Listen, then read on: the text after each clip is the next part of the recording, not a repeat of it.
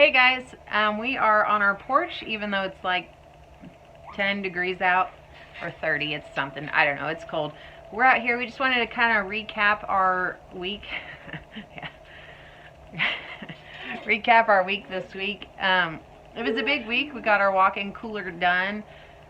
We put down both of our cows, sadly, but they are in the walk-in cooler. They are aging, and it was a really good week. It was a really good week. We also finished our board and batten on the peak above the garage, and we got that coat of primer on all that, so we'll get to paint that. It's finished color next week because it's supposed to be in the 60s. So, but we wanted to kind of tell you about our cow butchering experience. Do you want to tell it? So we have never butchered anything quite this large before, and deer's been the biggest. Yeah, deer. We've butchered goats. We've butchered rabbits, squirrel. You know, all that stuff. All the normal country living animals. But this week we decided to take on a cow, and now that we've done it, I think I would maybe shoot a video for it if you wanted to see that process done. I didn't want to do it before just because I didn't really know exactly 100% what I was doing, but there are so many good resources out there on the internet. Justin Rhodes puts out one where he takes it from start to finish. The Bearded Butchers have some really good resources on processing cows and every kind of deer and bison and all kinds of great animals. So anyways, we wanted to do it, and everybody was kind of giving me grief about doing it. Oh my goodness, why are you doing this? It's a lot, this, that, and the other. And I agree, it was a lot, but man, it was a fun experience, and people get so offended by people that process their own animals.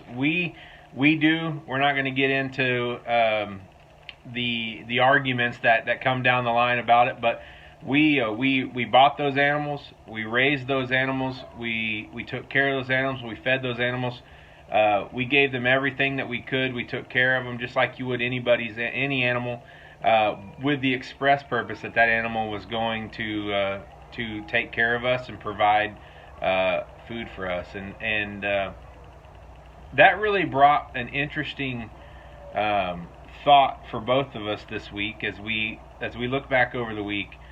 And I don't know how much we would go into it, but we are a I guess you could say a religious family, and we are, maybe, I don't know what you'd say, spiritual or religious, or I don't know, whatever term you give us, but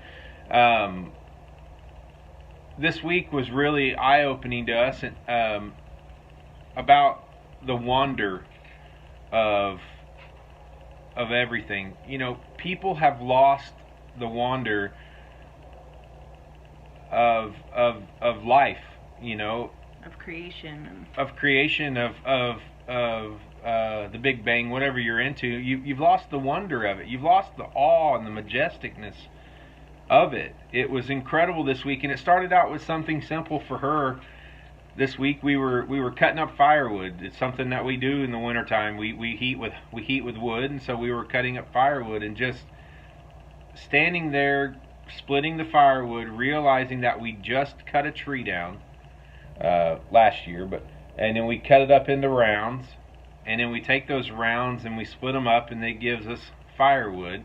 And then we take that firewood and we stack it on the porch, and we take it in the house, and we put it in the fireplace, and it produces heat, and we get warmth from that. And just the provision, some of these trees are 30, 40, 50 years old, and they're providing heat for us now, and it's just incredible the provision that's given us, and how the foresight that something simple like a seed was dropped by a bird that was eating, or a squirrel that was eating an oak nut an acorn, and was eating that acorn and dropped it into the ground, and it got covered up by some leaves, and then the next spring it came and it became a tree, and 30 years later that tree became a forest, and that forest we now live in, and that forest is what's providing heat for our house.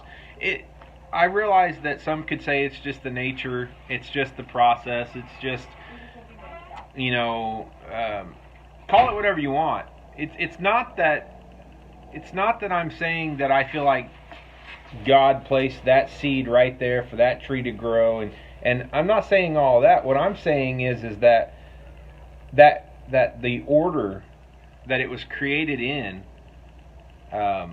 is an incredible process. The whole process is an incredible order, and it continues to go on with or without us here. Oak trees will continue to grow whether I'm here or not. Whether I cut another one down or not, they will continue to grow, because animals will continue to do what they do. Birds will do what they do. The floor of the forest will do what it does. It will grow. Leaves will fall and will die and decompose and turn into soil. And all of those things will happen, and trees will grow. But we've sat back this week and we've watched the wonder of it. And it made us excited just to see it all come together, you know. And without going into much detail today, we put down one of our cows, and he was a very, very large Angus bull, and it was difficult to do, because we've had him for about 18 months. There's a video on our channel where he came to our homestead, and we would stand out there and moo at him, and he'd moo back at us, and we'd talk to him, and we named him. People say don't ever name him. Well, we did. We broke the golden rule. We named him, and he would come to that name. Their pen's right next to the garden, and go out and pull weeds or anything. And you'd holler at him, Jerry. He'd come over and just lick it out of your hand. Yeah. It was just a sweet cow. So it was very difficult today, but today was difficult. I was just so impressed. I mean, it's been an awe-inspiring week of just seeing this fight and this process and this provision, if you want to call it that. And we're providing with our hands. We are working, putting in the blood, sweat, and tears to provide for our family by the provision that's been provided to us. And it's just been a really cool, and I don't mean to go on, and I'm not trying to make it super spiritual, because that's not how I am either, but I was just impressed this week by how we as people, consumerism, the population at large, we have lost the wonder. We've lost the draw to know where things come from, whether it's our food, or whether it's our heat.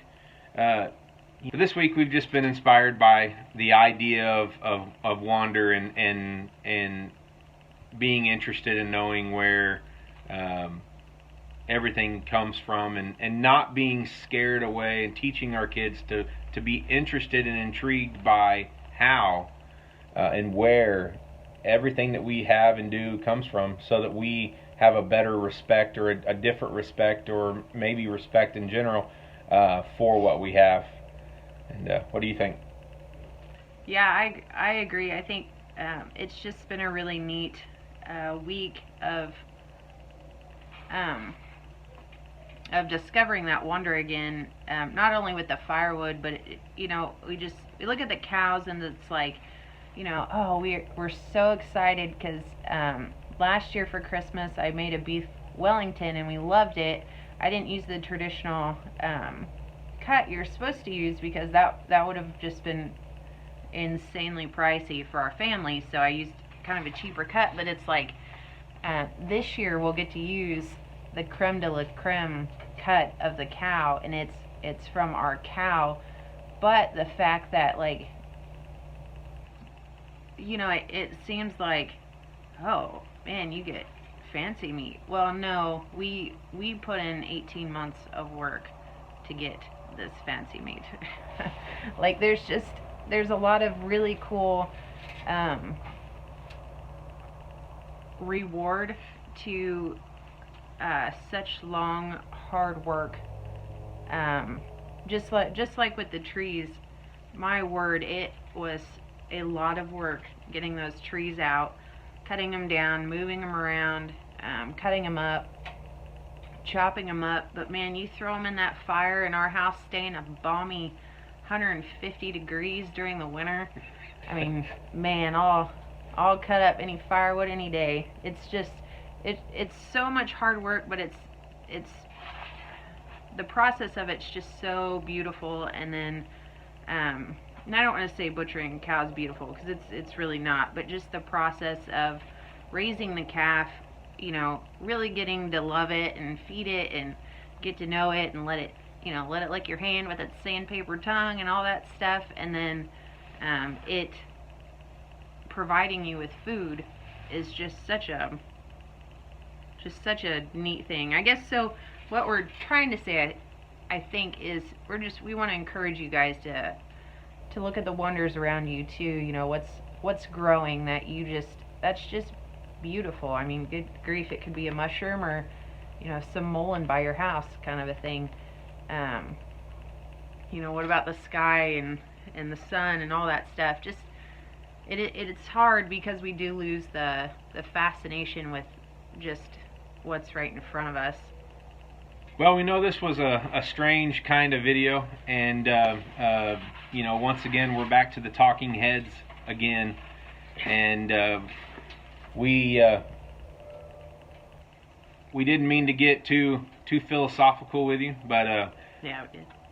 I guess we did. Yeah.